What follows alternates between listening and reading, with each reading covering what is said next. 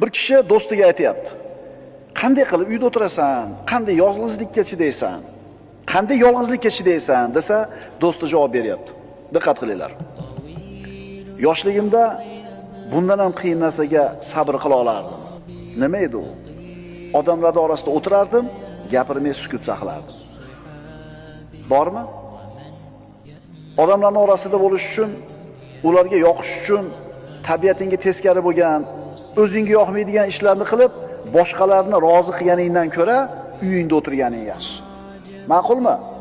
Yolg'iz qolmasang, birodar, hech qachon o'zingning fikringni eshitmaysan, o'zingning ovozingni eshitmaysan.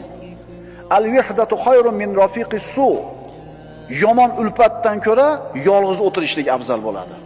Xullas, birodar, sendan yagona talabim shuki, ishingni qarab qil, qadamingni o'ylab bos. Agar yaxshilik bo'lmasa, ko'chaga chiqishing, uyingda o'tir.